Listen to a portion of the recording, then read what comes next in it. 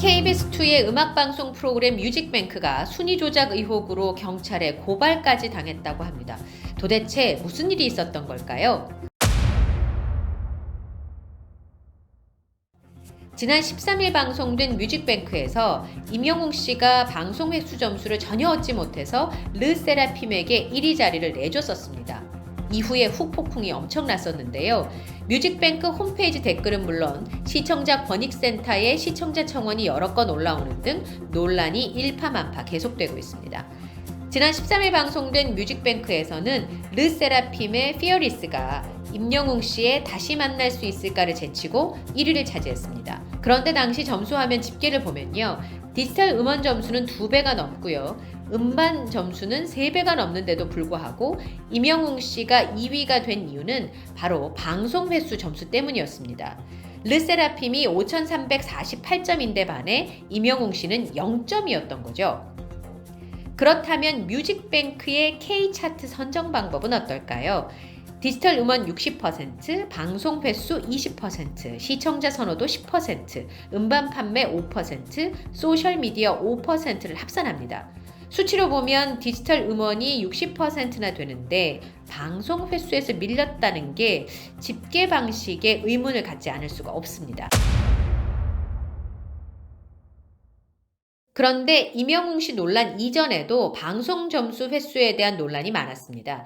지난 3월 7일 스위치로 컴백한 김우석 씨가 총점 6,016점을 기록해서 태연 씨의 IMBU를 꺾고 1위를 차지했는데요. 이때 역시 김우석 씨는 음원 5점, 시청자 선호도와 SNS 항목에서는 0점을 받았음에도 불구하고 방송 횟수 점수에서 4,948점을 기록해 1위를 할 수 있었습니다.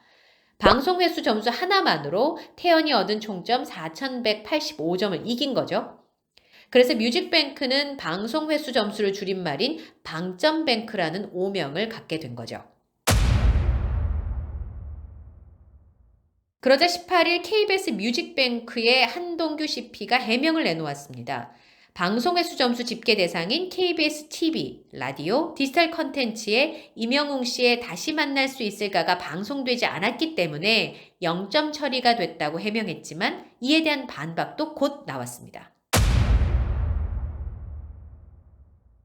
임영웅 씨의 다시 만날 수 있을까가 5월 4일 KBS 임백천의 백뮤직과 설레는 밤 이윤정입니다 선곡표에 있고 5월 7일 김혜영과 함께에서는 방송된 것을 확인할 수가 있었는데요.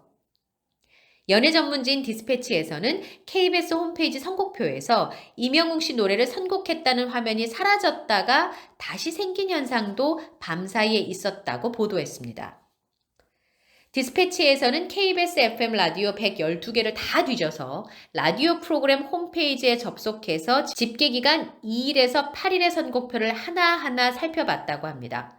18일 밤 11시쯤 설레는 밤 4일 선곡 리스트에서 다시 만날 수 있을까를 보고 바로 캡처를 했다고 합니다.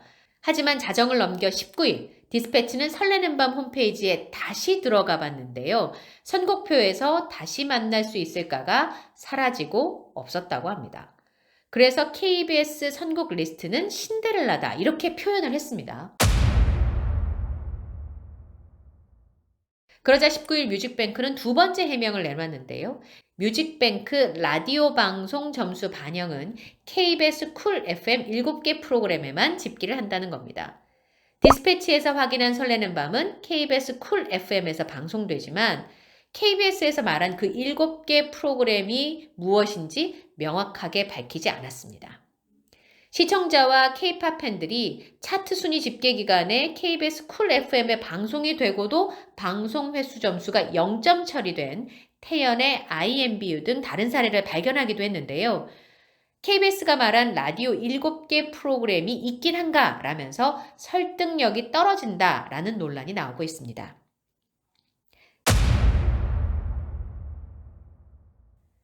이에 대해서 한 네티즌은 뮤직뱅크 0점 사건은 민주주의의 문제이자 우리 사회의 공정 경쟁의 문제라고 지적하기도 했습니다. 그동안 KBS를 비롯한 방송사의 음악 순위 프로그램의 공정성에 대한 논란은 끊임없이 이어지고 있는데요. 음악방송 차트가 최소한의 신뢰를 얻기 위해서는 대중의 취향을 반영하도록 여러 지표를 고르게 반영하고 집계 방식의 투명성을 제고해야 한다는 목소리가 여기저기 나오고 있습니다.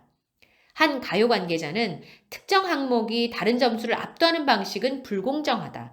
여러 점수를 균형 있게 반영하는 게 중요하다고 본다고 말하기도 했습니다. KBS 뮤직뱅크가 앞으로 이 논란에 대해 어떤 해명을 추가로 내놓을지 지켜봐야겠습니다.